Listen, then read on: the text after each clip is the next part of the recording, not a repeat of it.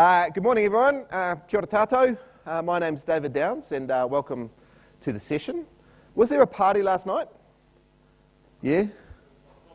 What's the little ones? So I'd just like to maybe just get all stand up for me for a second. I just want to get a bit of sense of the crowd. Stand up. All right. So if you went to bed before 10 o'clock last night, you can sit that back down again. Nana? Okay. If you went to bed before 12 o'clock last night, you can sit back down again. Now we're talking. Now we're there.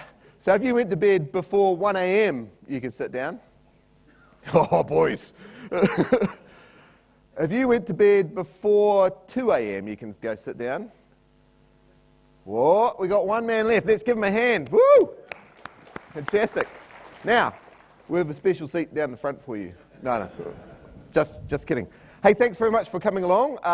When I agreed with Terry that I was going to do this talk, which was about 6 months ago, and he said, make up a title. I made up a title, and then as I was just telling my friend Dan, about 2 weeks ago, he said, send us the slide deck, and I went, for what? I've forgotten about it. And so I'd made up a title. So today I've sort of reverse engineered the entire talk to meet the title. So it's going to be a bit tangentially related. But the purpose of my talk is really to help you make yourselves more awesome, which I'm going to struggle to do, because look how awesome you already are. Hey, see what I did there? And it's good to know that after spending the last 3 or 4 years outside of the tech industry, it's fantastic to see that the gender balance has really been addressed. Whew, okay. But anyway, so today we're going to talk about what's the difference between a software developer and a lawyer. And really, this is just a discussion about, for me, it's going to tell some stories about from my life and relate them to my life in the technology industry and then my life outside of it, and some of the skills that I think have been transportable across multiple sectors. And hopefully that's going to be useful and inspiring for you. But in order to make it slightly less boring than just another talk, and also because I saw some photos yesterday of Michelle Dickinson's talk, and there's no way I can compete with her, what I've done is I've used a bit of technology in here. So I'm going to ask you all to get out your mobile phones, and we're going to use this technique that when I was a kid was pretty popular. I don't know if you guys remember this, but we used to get these books, these sort of physical books. Remember physical books? And in these physical books, it was called a Choose Your Own Adventure book. And what would happen is you'd start reading the book, you'd be a couple of pages in, and then it would give you some choices about what happened next. And if you liked, if you wanted to hide from the monster, you'd go to page 37. If you wanted to climb the volcano, you'd go to page 110. And you'd work your way through the book. And so we're going to try that today with a bit of technology. So you guys get to choose the adventure we go on this morning. So if my technology is working for me, on your phones now, you should see a poll. And you can now vote for which one of these topics you'd like to talk about. And don't worry, because we're going to cover most of them. We probably won't get to all of them, but we'll probably cover most of them. And so, oh, look at that. Oh, yeah, no, come on. Yeah, no, that's more like it. That's what I was expecting. Okay, cool. And so, as I say, if you don't get your first choice this time, don't worry. We'll come back and we'll do this again, and you can hear your second choice. So each one of these represents a story from my life that I think might have some relevance to the topic and to you guys, or might just be interesting to you. Cool. Okay, so looks like you are all conforming exactly to type. Fantastic. All right. So we'll pause that now. Hang on. I will lock the poll, and I will go to the next one. Right. So here we go. Here's my little navigation slide. So this is a story about my life, and thanks very much, by the way. You've just helped me earn $20. Which talks a little bit about the nature of people that work in the IT industry. And one of the guys that's in this story is actually in the room at the moment, so I won't embarrass Daniel by telling you who he is. But this is a story about when I started up a club, and I was working in the technology industry. I had a little technology startup company. This is in the early 90s. And it was a pretty boring one, because back those days it was all sort of very boring software. We were writing code for billing systems, and it was all power billing and all this sort of stuff. And at the same time I was doing that, I was also setting up a comedy club. It's called The Classic. It's on Queen Street. It's still there. And it got to the point where we were negotiating with the council to take over the building that was The Classic. It's this beautiful building on Queen Street. It's actually 4 stories high, 2 of them on Queen Street above ground, and there's 2 at the back of Queen Street below ground. And we were negotiating with the council to take over the entire building. And the council were very happy that we were going to do that because we were going to build a comedy club. And the current tenants of the building operated a porn cinema. Some of you might remember. And it was actually called The Classic, which is why we kept the name, because we got a lot of clientele that way, actually, by keeping the name. Anyway, so we took over The Classic, but we couldn't take over the entire building in one hit. They said to us, part of the problem is the way the leases work out, they're on 2 separate leases. You can have the bottom 2 floors about 3 months before you can have the top 2 floors. So the top 2 floors where they operate the porn cinema, the bottom 2 floors are basically empty. You guys can move in. So we started moving in on the weekend. We got all our gear in there, our desks. I moved in my IT company as well as the sort of the cinema operations. And that was awesome. We were set up in this kind of funky office, and it was really groovy, and there was brick walls and all sort of stuff. And come Monday morning, we realised the folly of our ways, because what happened was, what we didn't realise is that having an office, a working office, underneath a working porn cinema was not conducive to getting a lot of work done. Because what would happen is about 12 o'clock, they'd start the movies, all right? And there's not a lot of soundproofing between floors. So, we would be sitting there working, planning our setup of the bar. On one hand, I had these 2 businesses going at the same time. Planning our setup of the bar, and we're getting all that sort of stuff working. And then my IT guys were over in the corner, and there's a couple of programmers, and they were working on their billing systems and that sort of stuff. And what would happen is they'd start up the porn, and it would get very, very distracting, I have to say. Particularly, so every about 20 minutes, there would be a heightened level of distraction for a few moments. And then we would settle back down to a rhythm. And apart from, and this is what taught me a lot about the ability of IT people to concentrate, at the end of that first day, I went around and I sort of apologised to the young office girl that was there and was very shocked by the whole thing. Sorry about that. Apologised to all the staff. I said, we didn't really realise we were going to get this kind of sound pollution. And then I went over to the 2 programmers that were there and I said, look, guys, I'm really sorry about all the noise upstairs and that distraction. And they just went, what noise? So that told me a lot about programmers. The ability to concentrate for software programmers is an astounding ability. So there you go. That's one skill you've all got that you can transfer into other industries, this definite ability to concentrate. Right, another story. Hang on a second, I have to go back to this again. So you guys will all get to vote again. Thank you for helping me with my $20. Is it showing up on your phones? All right, I can clear and unlock. Right. Go for it. Let's see what we talk about next.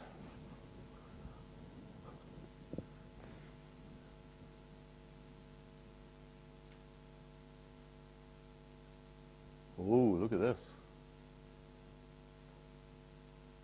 We've already heard the porn story, so some of you want to hear it again. It wasn't that good the first time, but okay. You want more pictures, don't you? That's what it is. All right, I think we're going to talk about toilets. Fantastic. Again, conforming to type. So, great toilets of Asia. So over the last, my last few years working in the IT sector, I worked in the IT sector for about 20 years, most of it in New Zealand, quite a lot working for Microsoft here in New Zealand, and then I went and transferred and worked for Microsoft in Asia. And I spent 3 years up in the developing markets of Asia, working across places like Brunei and Vietnam, Bangladesh, Thailand, Philippines, all these sorts of weird and wonderful and amazing places. And one of the things that really amazed me was the way that they do business up there, and I was just talking about this with Terry, the way that they do business is very different than the way we do business in New Zealand. And I was the Microsoft guy turning up in my suit and trying to sell them on the productivity of the Microsoft software. And it didn't always fit. And there's one sort of the theme that sort of ran through it for me was this idea that you could tell a lot about the organisation that you were in by the toilets. And so I started to create a hobby of taking photos of signs and toilets, signs, mind you, okay. And so let me show you a few of them. So first of all, this is one facility in Brunei, and when I turned up to this, one of my first reactions was, do I really want to go into this office? This is, literally the place. And then the IT guy in me kicked in and started analysing the sign and saying, I wonder what Tempat Terkawal means.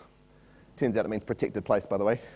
And then I started thinking, like many of you are probably now doing, is saying, why is the Millennium Falcon being shot out of that gun? And then the real logical IT side of you kicks in and says, hang on, that guy's being shot, but the bullet's still back there. What's going on? Anyway, so this is the kind of facility that we used to go and spend a bit of time on, and that was in Brunei. The other horrifying thing is quite often you would go to places and you'd go out for dinner and you'd be, as I say, I love this one. This was proudly telling me that my water was arsenic-free. It didn't mention hydrochloric acid.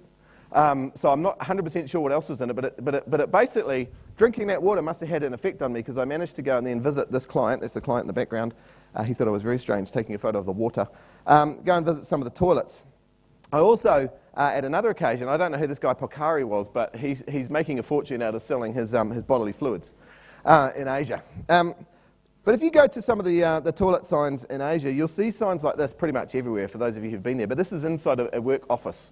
So first of all, there's a bit of a logical conundrum in this picture because on one hand it says don't use the toilet paper and on the other hand it says do use the toilet paper. So that was a bit confusing.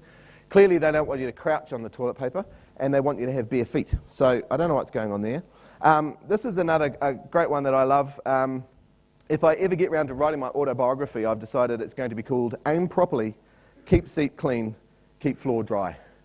Because to me, it's almost like a zen. That's like a zen say. The more you think about that, the more meaning it has in your life. But this is, again, the kind of thing that you have to, unfortunately, tell people what and what not to do. In the work environment, this is kind of in a big IT company, and this is in Vietnam, I think, this one, in Singapore. And so this is the kind of thing you see quite regularly everywhere. And this one of my absolute favourites, which is about toilet etiquette. And I love the way that sort of leads you through the entire process of using a toilet.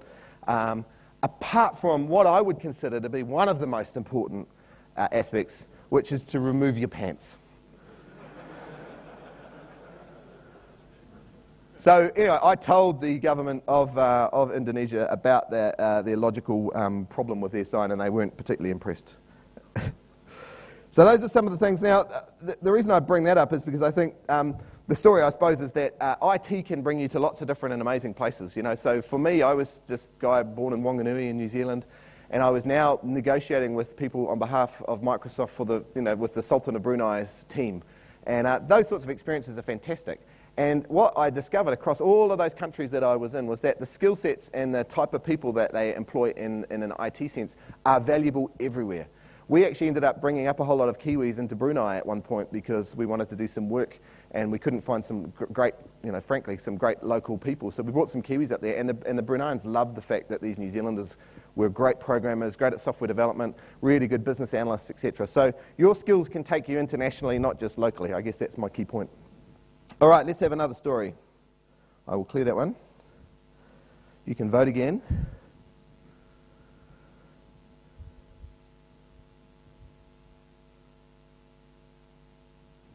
Cool. Okay, we're getting there.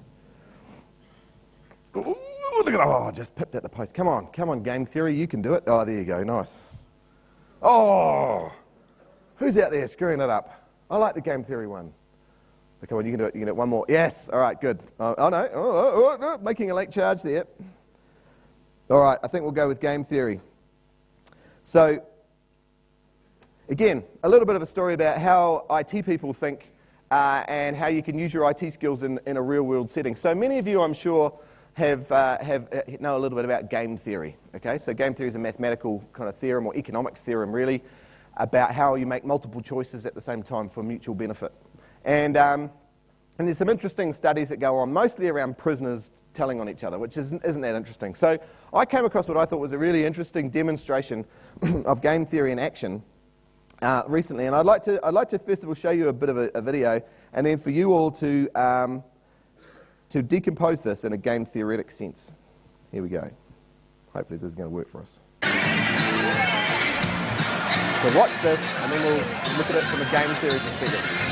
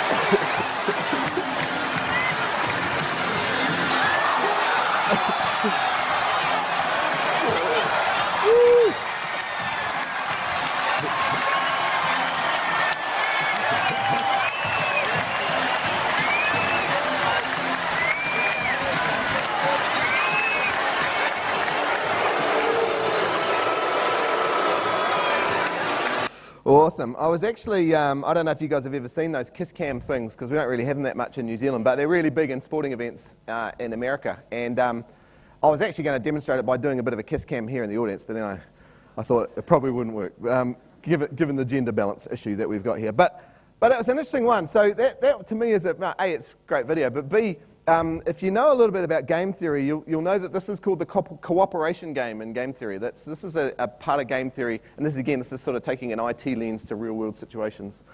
A cooperation game is where two independent parties have to make a decision for either mutual benefit or not, and they have to do that sort of simultaneously. So what you saw there in action was most of the people were cooperating. So the game theoretic model for this situation is this one here. So you can look up there, top left.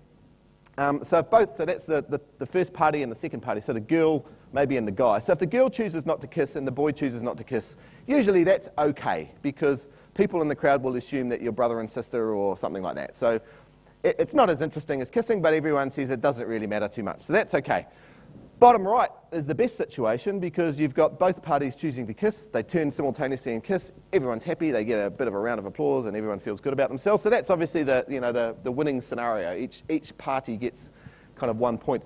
The worst case scenario in cooperative game theory, of course, is where each party chooses to do something differently, and that's exactly what we saw there. So in the first party, we saw the girl wanted a kiss. Clearly, she was leaning over, and the guy didn't. He was on the phone. So that, to me, was a really great example of game theory in action. And in fact, the outcome for this one is that guy sleeps on the couch tonight. So that's game theory in action. You can use this sort of thinking in all your interpersonal relationships. I use game theory all the time.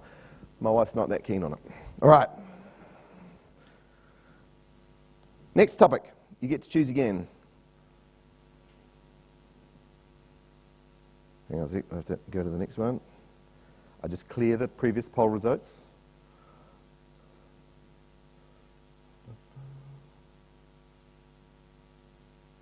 All right, go for it. Wow, cool.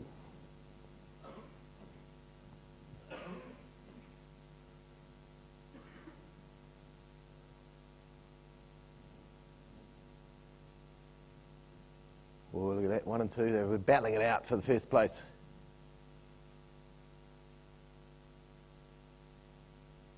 All right, cool. I think that's a winner. I think the developer lawyer, because given it was the name of the topic for the talk, we probably should actually talk about it. I'll give you a warning. That's probably the least interesting. But anyway, that's your problem now, not mine.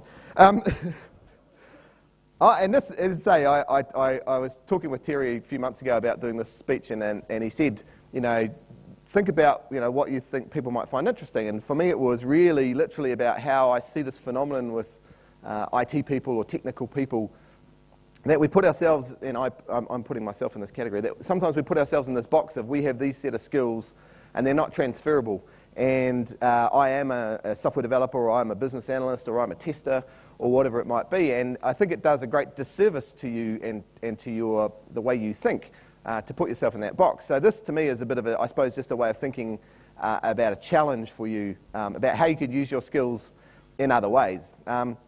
And so for me, one of the learnings was, as I say, I was running sort of 2 or 3 businesses simultaneously. On one hand, I was running a little IT company, writing billing systems for power companies, and simultaneously setting up a bar. And actually, I found that the skill sets were pretty similar across both. Also, I was doing a lot of comedy, stand-up comedy at the time. And again, I found that the mindset of the comedian was very similar to the mindset of the IT programmer. Because it's all about how you create structure in your mind, and then how you in comedy, you then change the structure for comedic effect. And in IT, you change the structure to create bugs in your software, basically. So for me, it was really interesting, and it got me really curious. So over my IT career, I was often thinking about what are the skills or the attributes of the way I think of work that are actually transferable. One of those situations was I was doing a bunch of work at Microsoft, and I got to the point where I was negotiating contracts and things like this. And we were dealing at one point once with a lawyer here in New Zealand, actually, negotiating a very large contract with one of our customers. And I had absolutely zero legal training, all right, and didn't really find it that interesting. But what happened was I kind of had to understand how these contracts worked. And what I discovered pretty quickly was the way the lawyer thought about formulating a contract was almost exactly the same way I thought about writing a piece of code. It was really, really interesting. And in fact, it got to the point where you could actually almost codify contract law in a kind of a pseudocode fashion. So this isn't very good pseudocode because I've completely forgotten how to program. But contracts do things like define each party, so they're the variables, And then it talks about different conditions that exist and what would happen under different conditions. And then it often what lawyers do, and where lawyers make a lot of money, and this is what I was discovering when I was using my kind of programming mindset to look at contracts, where they make their money is basically where they're finding errors in the code. Because if a contract's badly written, what will happen is there'll be a set of conditions and circumstances set up, and then there'll be an outlier that hasn't been thought of because the contract's not written in a way that captures that outlier. So it's like a piece of code that just cannot execute, or a piece of code that misses one of the conditions, and you end up with this kind of, not a number type scenario. So I found that quite interesting, applying pseudocode to legal contracts and saying, okay, what would happen under these circumstances and kind of drawing it out. So that was one sort of lesson for me I thought was really interesting about how you transfer that mindset of a programmer to the mindset of a lawyer. And when I taught this lawyer what I was doing, because he was going, wow, have you got legal training? This is amazing. I said, no, all I'm doing is sort of plotting it out with kind of if-thens and else's and whatever, and I showed him how it worked. He said it was a very valuable technique for lawyers and that all lawyers should learn programming because, they're not interesting enough as it is. So that was one thing. And then another thing happened. I started spending a bit of time just recently, over the last couple of years, I've been working in New Zealand Trade and Enterprise, which is a government agency. And in NZTE, we use design thinking a lot. And I know one of the topics in this stream is about design thinking. And I started to really look at this whole thing, which was this radical concept in business. So this radical idea that you would take the lens of a designer and you would apply it to a business scenario, and it's a kind of a mode of thinking. And I actually went, that's not new. IT people have been doing that since forever. But we haven't used those words. We haven't called it design thinking. We call it, user-centric design, or we call it, working with customers, user interface. And again, to me, it was really interesting that the kind of the tools and techniques of design, things like, lots of ideas, you do a whole lot of brainstorming together, you get together quite regularly and catch up, you do a lot of prototypes, and in particular, you spend a lot of time with your customers to understand what the customers need. So I was fascinated because I was saying, this is not new, this is stuff that IT people have been doing for a long time, but what we haven't done very well, clearly, is transferred it across to other business scenarios. So that was something I thought was really interesting. So those skills you've probably all got about how to think about user problems, how to create scenarios, user case studies, all that kind of stuff.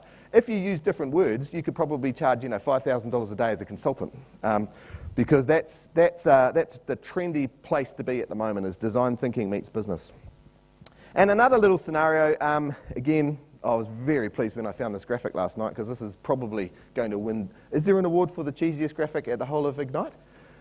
There is now, because I think I'm going to win it with that one. This is the whole thing that, again, it's a big business thing. So if you're in the business world, a lot of talk in business world is how do we get teams working together? How do we get virtual teams? How do we get matrix organizations working, et cetera, et cetera? And the big thing that's sort of coming in, again, it's a bit on the back of the design idea, is the idea of Agile and Scrum finding its way into business scenarios. And again, I'm sort of sitting there as a kind of IT guy going, this is not new. We've been doing this for like 20 years.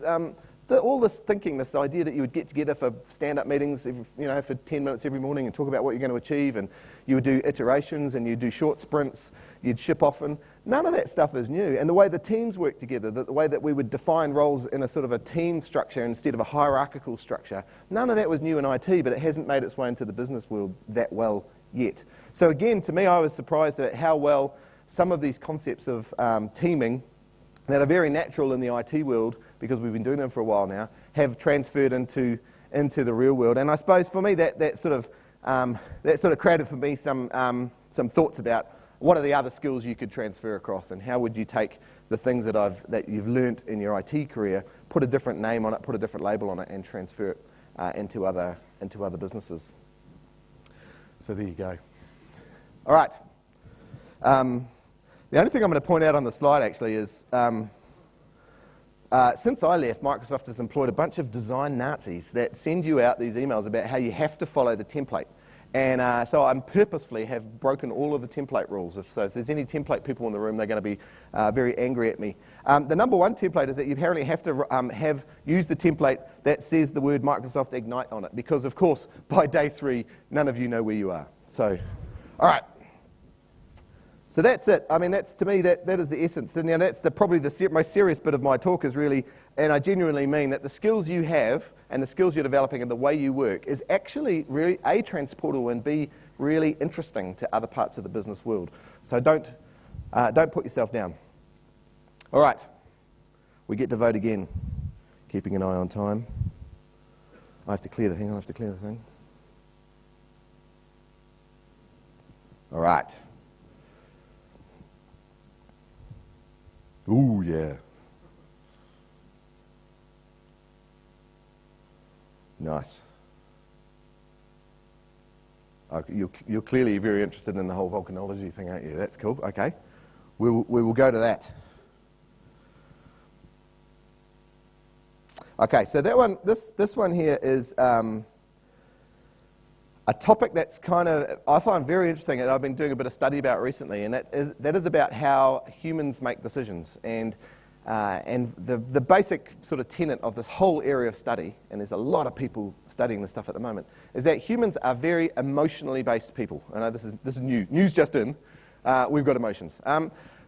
But what we do is we make emotional decisions and then we rationalize them. And you've all heard this. So this is in some ways a bit of an experiment this next couple of minutes, because everyone's heard this and everyone thinks that applies to everybody else in the world apart from them. Yeah, other people do make emotional decisions. Not me. I'm very rational. And one of the things that's in there is this idea that the context in which you make a decision and your mood has a big impact on your decision. We did some case studies when I was studying recently about some incredibly, what looked like really, really stupid business decisions, and the reason that why those top teams, those boards or those chief executives made those decisions, and how actually basic human emotions played a big part in it. Their context, they were hungry or tired, or their kids were acting up that day, and how that actually translated then into a multi-billion-dollar mistake, or sometimes a good thing. And so one of the fascinating things for me is the context that you're in, the mood you're in, how you physically feel, makes a really big difference on how you perceive things and then what decisions you make based on that perception. So if you've ever looked in sort of brain neuroscience, you'll know this stuff. And so I say, I want to do a little bit of an experiment today. I'm going to play a video for you. And I'm going to ask you, while I'm playing that video, on your phone will be a little poll. And I'd like you just to put in one-word descriptions of how you feel about the video. And then hopefully we're going to derive, so it should be up on your phone now, let me just have a quick look, how we derive our emotional state based on what we're seeing and feeling and hearing. So here we go.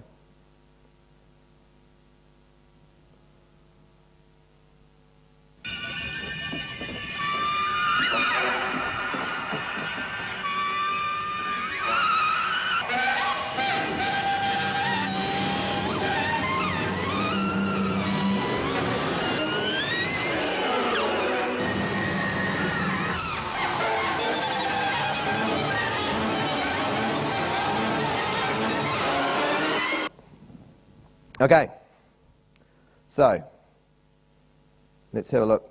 Put your feelings in, put your thoughts and feelings in. How did that make you feel? Let's do a little bit of a word cloud on the fly if we can do it. Here we go. Confused, stressed, irritated, busy, overwhelmed. Let's keep redrawing because you have to keep typing. That's cool. It'll all come back together. That's cool, cool, cool, cool. So that's part A of the experiment. There you go, look at that, cool. Right, I'll pause that now so we can actually see what the results look like. John, good. Few people felt John. Few people felt aroused. Thank you very much. Cool, so there you can see, so the context makes a big difference then. Okay, so now what I'm going to do is I'm going to go to another poll. Oops. I'm going to clear those results. We've seen all those. They look really cool. Now I'm going to ask you the same question. I'd like you to tell me how you feel when you see and experience this video.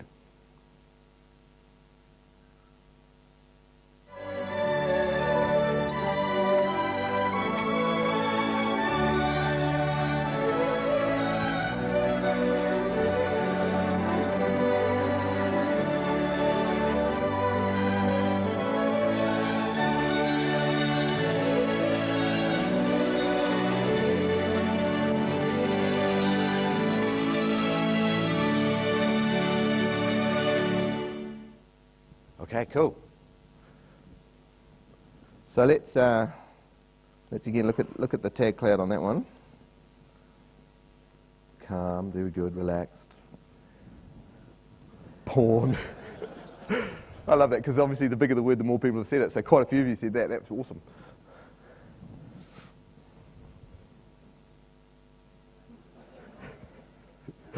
I've seeded it now, haven't I? I've seeded it for you.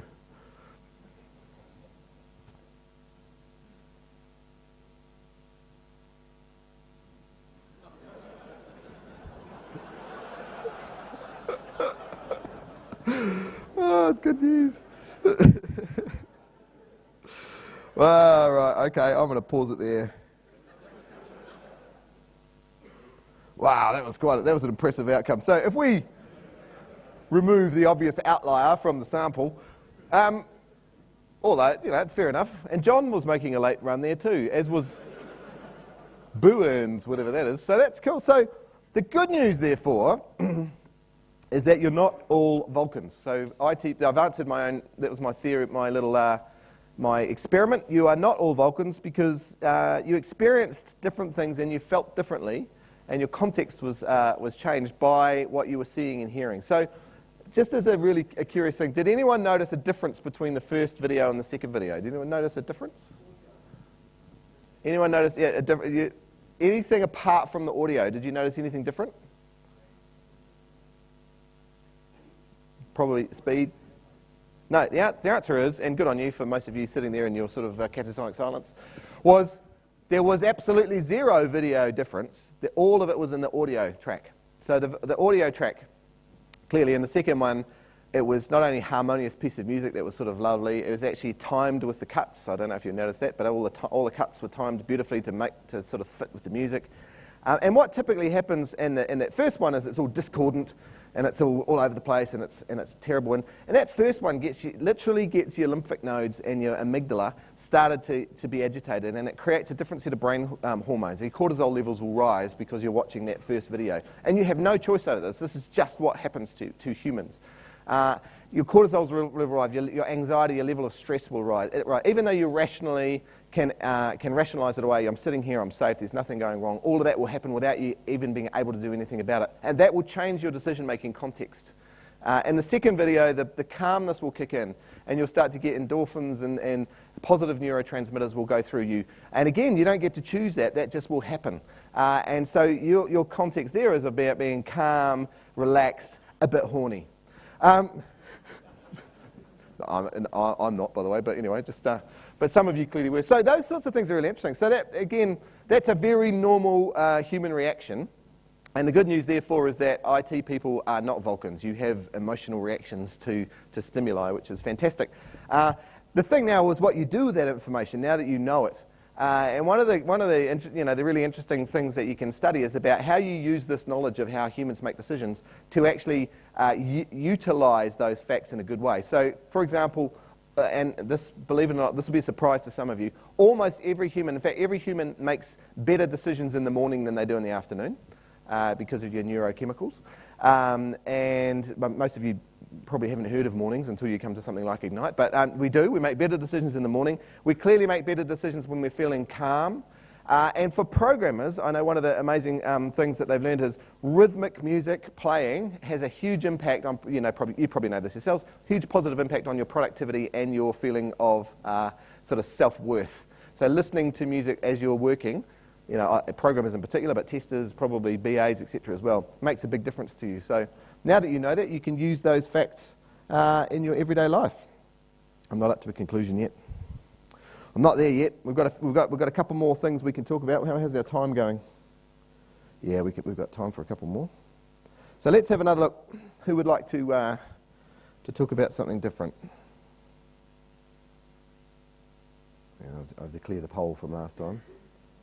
Come on, dodgy Sky City Wi-Fi. You can do it, right? Oops. Now, hopefully you can see that on your phones. Let's have a quick look. Yes, cool.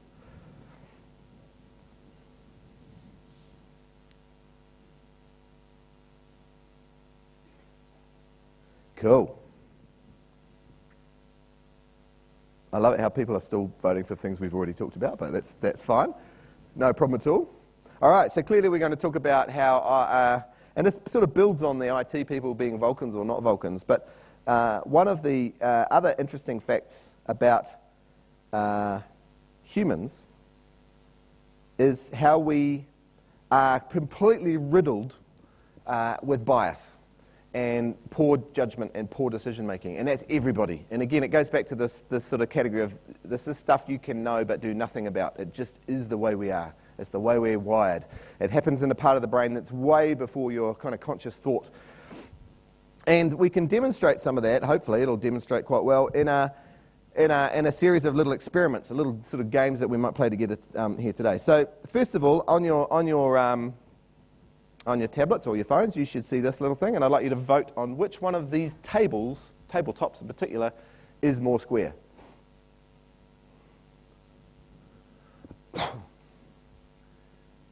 Cool.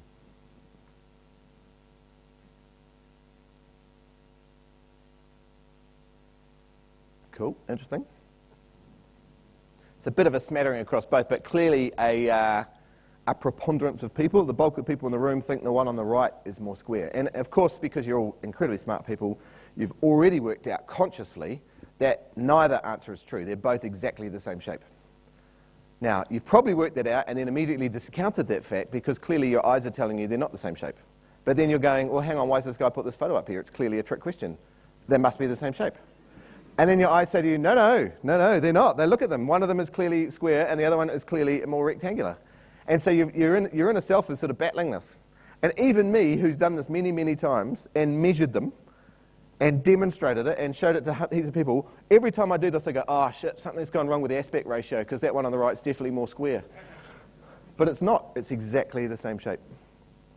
And what's going on here is this perception issue that's battling inside your brain. So our human eyes, whether we like it or not, and our brains can be very easily fooled by the context of the legs, the angle of the table, the shadows, etc., the crappy graphic, the fact that it's crappy.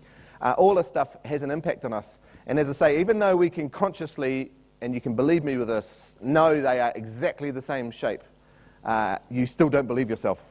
And that's the kind of bias that goes on behind it. So because in a week's time, 3 weeks' time, whenever you do this again, you'll forget. You'll go to the one on the right and you go, no, it's definitely more square. So even when you know you've got a bias, you can't help but be trapped by that bias. So that is a very small demonstration, but I'm going to do another one now. I'd like you to think of your mobile phone number, and then I'd like you to think of the last 3 digits of your mobile phone number, and then I'd like you to put a 1 in front of them.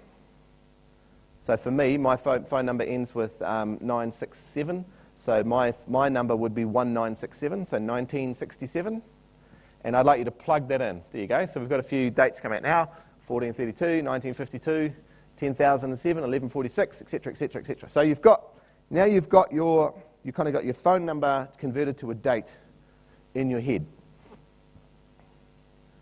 So we've all got that. So hopefully you've all sort of seen your phone number come up now. So that's interesting. Now I'd like you to think about something. Was the Taj Mahal built before or after the date that you just plugged into the phone? So you just put in a date number. Was the Taj Mahal before or after?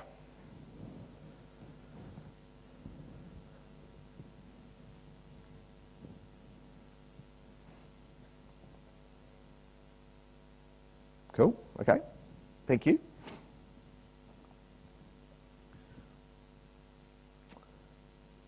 Good, right now, next question. I'd like you to think of these 2 cities, Boston, Massachusetts, and Dangxiang in China, and I'd like you to tell me which one is bigger by population, by number of people. Don't Google, by the way, that's cheating. Okay.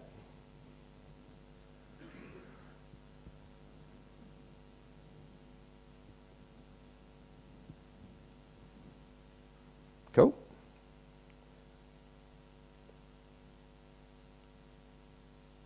Okay, that'll do for now. Next question. I'd like you to tell me, and plug in again, when was the Taj Mahal built? What year was the Taj Mahal built? Again, no Googling, and no writing porn, because I know you're going to, aren't you? Yeah, good on you. Stop allowing model submissions on your poll. I love how someone could type that fast. That's amazing. Right, cool.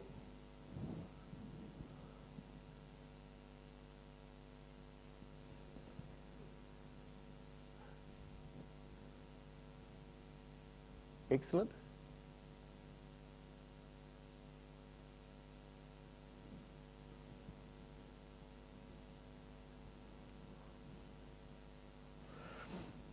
All right, that'll probably do. So let's just unpick what we did there and see if we can work out what went on. So again, we talked about the fact that humans are riddled with bias. We have these inherent issues neurochemically that we can't fight, that are kind of part of us, they're part of our physiology. So we talked about the fact that actually one table, and I'm showing it to you again because some of you are still not believing me, but those tables are exactly the same shape. So that was one bias. You got this bias that you don't believe sometimes what you're seeing or what you're understanding. I asked you to... Nice, thank you, my friend. I asked you to put in your phone number for no other reason. I'm not interested in your phone number because what it does is it immediately creates a thing called the anchor bias. And many of you will know a little bit about the anchor bias. Anchoring is a really an incredibly powerful force in negotiation in particular, but in how humans think. Anchoring is the idea that once you've heard something, particularly if it's numeric, it's very, very difficult for your mind to move away from that number. And so that anchor that we created, so basically you putting a 1 in front of your phone number and then that turned that into a date in your head. And from then on, for the next sort of 10 minutes, that's become an anchor in your head. You're thinking, 1496 is my anchor. So every decision you make from now on is going to be based from that anchor point, plus or minus. So that was basically why we did that. Then the next question, which was about the Taj Mahal, was really just designed to get you thinking about something you didn't know and to probably start to, and again subconsciously, apply your anchor bias to this question. So probably not many people in the room know when the Taj Mahal was actually built. Doesn't really matter. That's not the point. The point is now you've associated two facts together in your head. You had a phone number which became a date, and you've got a thing about the Taj Mahal. And in the background, while I asked you something else, your brain would have started to work out how to associate those two facts together. And whether it was before or after was irrelevant. We don't really care. It was just to get you to be sticky on that information. So that's what was going on there. I then asked you a completely superfluous question, just to kind of change the topic a bit. I asked you which of the two cities is bigger. Clearly there is no such place as Dangxiang, China. You just have got this bias that it sounds Asian and Chinese, and I've never heard of it, but I know China's big, so that city must be big, must be bigger than Boston. So that's a whole other bias you've got in there, going on about a bias about size of places. Dangxiang does not exist. I've Googled it. I've made 100% sure it does not exist. Boston, Massachusetts is about 200,000 people. It's not very big. 200 million people, 2 million people. But yeah, in your head, you've got this bias of what's going on there. And then the last question I asked you, of course, was, when was the Taj Mahal built? And that was just to start to explore whether that bias would kick in and whether that anchoring would kick in. And for some of you it won't have, for many of you it will have. You would have chosen a date, plus or minus, probably a couple of 100 years at the most, from the date you plugged in first. It might even be narrower. If we'd given more time, if I'd designed this a bit better, good on you, mate. Let's see if I can click that hyperlink. No, I can't. If I'd designed this experiment better,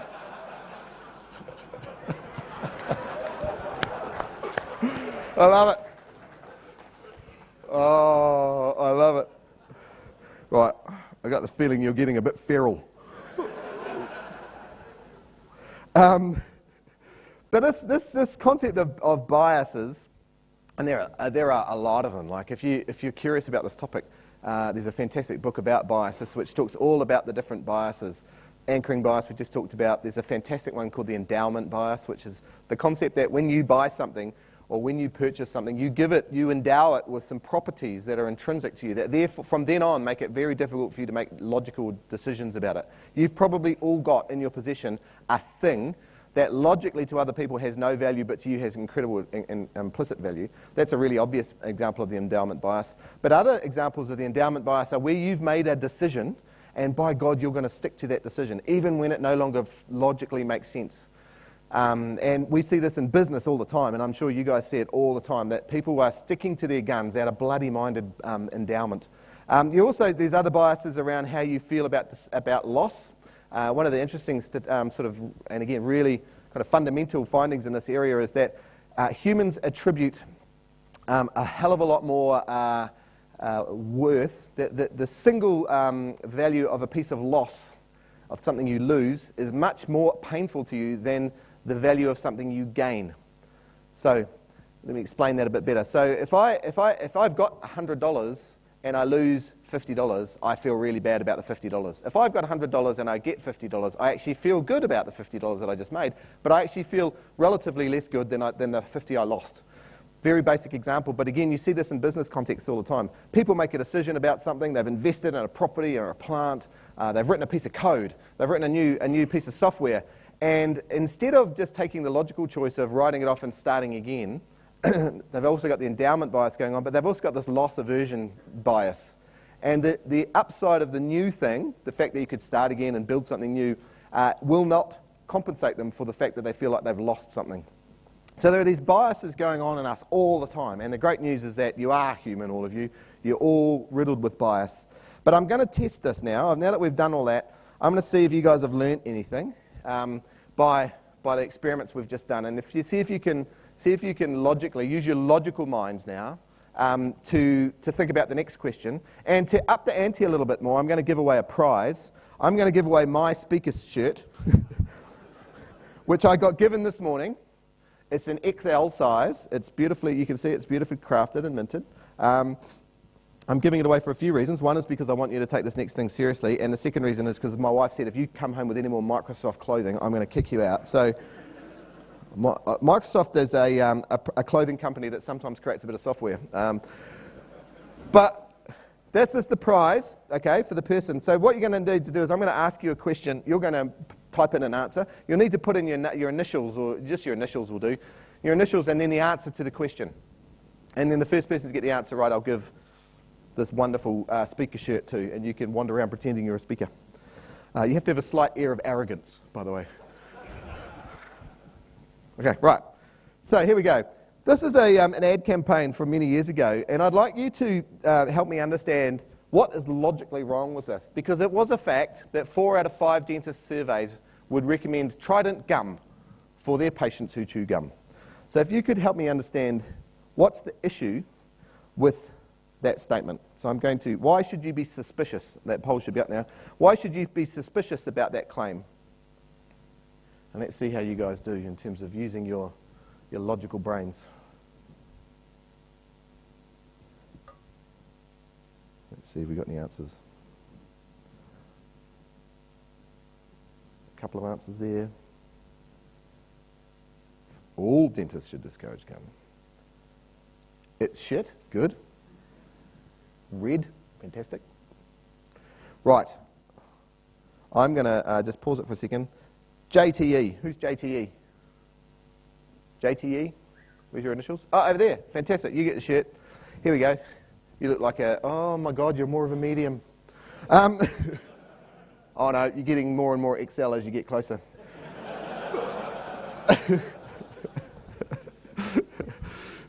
Small, far away. Okay, 2 different things. So the answer there is, and it's great, JTE picked it up, they only sampled 5 people. So when they looked at that survey, most people put a whole lot of bias on it, around it, about thinking all these amazing thoughts. But as JTE figured out, they literally asked 5 different dentists, and 4 of the 5 said that they would recommend it. So there you go. Very interesting topic. So again, what I've shown there is actually, it's counterintuitive a little bit, because when I came in I said you're not normal, you're not human, but the reality is we all are. We're all prone to these types of biases. I'd suggest that people who work in the IT industry, and particularly those who live on some part of the spectrum, are probably less biased than most, but actually you can't fight the fact that we are all fundamentally pretty biased in our activities. So I'm going to go back. We've probably got time for one more little, if we've got any left. What have we got left? Let's vote and see if we want to talk about one more topic, or maybe 2, if we've got time.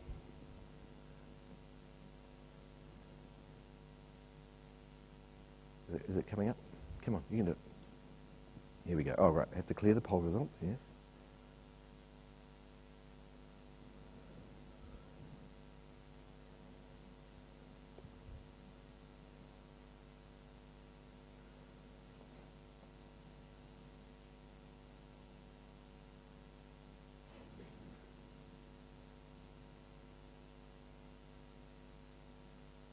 Cool. All right. We're talking about judges.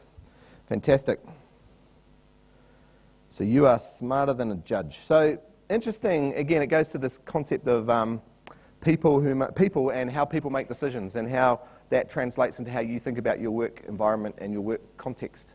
And again, the science behind this is pretty robust, very robust actually. Although it's kind of social science, it's actually got some real deep physical science behind it as well. And this was a study done about, again, how humans think and how, in particular, we make decisions and how we make good or bad decisions. And I think it's a fascinating study. You might have heard of it, so I won't spend a lot of time on it, but I think it's fascinating. Then I'll talk about a similar issue. In terms of how you make decisions, so there was a study done in Israel about how judges make decisions. And they were interested in the impact of that context and that environment. Like the video we showed earlier with the audio tracks being different, how context would make a difference on your decision making. And so they decided to choose people who are professional decision makers, so judges. And in particular, they chose judges who really only have a binary decision choice, and they are parole judges. So a parole judge's job, if someone comes in front of them, the person's already in prison, and the parole judge's sole job is to choose whether they stay in prison a bit longer or they can be released. So it's a very binary decision. And these are professional judges who make this assessment based on a whole lot of information and data and, incredibly well thought through arguments by lawyers and lots of facts and et cetera, et cetera. But what they discovered was there an enormous correlation between the judge's propensity to allow people to leave prison and how recently they'd just eaten. And this is an incredible finding that's actually been repeated a number of times now, is that humans are terrible at making decisions when we're hungry. And that overrides almost everything else that we think about. So, nice looking graph there. What happened was at the beginning of the day, the judge was likely to make some very conscious choices. You can see there the ordinal position is the time from when they last ate. They had a 0.7 chance of being released, and it went down over time. So if you're the poor person who came up before the parole judge just before lunch, your chance of getting released is virtually nil. And the reason is for a couple of reasons, actually. A couple of things going on. One is the guy's hungry or the woman's hungry and can't concentrate. There's actually another insidious behaviour that humans have, is that we get clunked up. Our minds get jammed up with decision making, and we get up to the point where we can't make a decision. We kind of get paralysis kick in. And so again, there's sort of neurochemical reasons behind this about the build-up of cortisol. And so basically, a relaxant, A, and B, food, which is a different type of stimulus for your body, changes your body chemistry and you can make better decisions. So this was a fascinating study, and again, proven many times now that actually not only can you not make decisions very well when you're tired, hungry at the end of a day, when you've already made a lot of decisions, but neither can a professional judge. Now, the good news for IT people is that same graph looks like that for you guys. All right, just joking. All right, I wanted to talk about one last thing. We've talked about that, and I've just realised I didn't put a link in this one, so my beautifully crafted study is not working. Let's see if I can find it. One last bit of interesting fact that will sort of play through. No, that's not going to work, is it? Go back to the beginning. And it kind of builds on this decision-making concept, and it'll be something that, as IT people, you'll kind of appreciate. So I'm just going to skip past this and talk about green Volvos and bullwhips as a way of finishing. And this is, again, a story, I suppose, about IT people. It's about decision-making and about how those things mix. And so the story here is a few years ago in the United States, the importer of Volvos brought in a bunch of Volvos, like they always do. And there's always different colours, there's red, white, blue, etc. And they noticed, the distributor noticed at the end of, kind of nearing the end of the season, before the next season's stock was going to come in, that they had a few extra green ones. A few extra. And so they said, oh, God, we'd better shift all the stock. So why don't we do, I know what we'll do, we'll do a little special. So they put out on their software, the ERP system, we're going to do this month only a little special on green Volvos. If you're a dealer in our network, you get an extra 5% bonus for selling a green Volvo. Now, what happened was they kicked in this thing called the bullwhip effect. And the bullwhip effect is this phenomenon in supply chain management about how noise and information kind of gets repeated through a system. And again, most of you are IT people, you'll sort of see this stuff happening kind of through programming, but also in the real world. So the bullwhip effect, the idea is that I can whip a bullwhip, I can do a little whip at one end, but at the other end a really big impact happens because the vibrations travel up and down the bullwhip and it creates this kind of resonance and a self-fulfilling cycle. So what happened here was, and hopefully none of you have ever written dealer management systems for cars, but what happened was they put out this little thing saying, we'll give an extra 5% bonus for anyone who sells a green Volvo.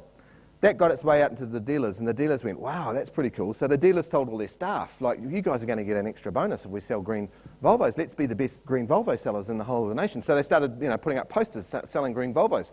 What happens then, of course, consumers start buying green Volvos because they're cheaper, or they get a sales incentive. Then, back in head office, they start to see that the sales of green Volvos has spiked. People really love green Volvos. So the salespeople put in an order back into the manufacturers back in Sweden, Volvoland, and say, we're going to need extra green Volvos next year because we're seeing this impact. And what happened was that cycle went through 3 times, and green Volvos they got more and more. More signals sent into the market, more people bought, more distribution, the marketing people going, what the hell's going on? We've got so many green Volvos, we've got to get rid of them. So that was the bullwhip effect in action. And what it took in the end was a software programmer put in a little rule in the software system that stopped, that made basically send an email back to marketing as it sent them to the distribution, from distribution to manufacturing. It sent an email to the marketing people telling them what was going on. And that little email then saved this enormous problem and saved them heaps of money. So software people can save money and have a positive impact on business. And in conclusion, so I think I'm out of time. I'm going to jump to my final slide. And again, the topic for today was really how you can take skills that you already have and ways that you think about your life and apply them into other circumstances. So the good news is we established today is that you are all humans. The bad news about that is that you're all riddled with biases and you make bad decisions. But actually the skills you've got in terms of how you make decisions, how you work as teams, the way you think, can actually be really readily applied in the rest of the business world. And even for me, who's a sort of a hack old programmer from 20 years ago, I can take some comfort in the fact that at an airport in Indonesia, there's still a place that sells cassettes. And so I can still have a job. Fantastic. So thank you very much. Thanks for coming along. Apparently, there's a guy with a gun outside there telling me I have to tell you that you can go and see other sessions. I've got no idea what they are, but you can find them. And that you should complete your evaluation form.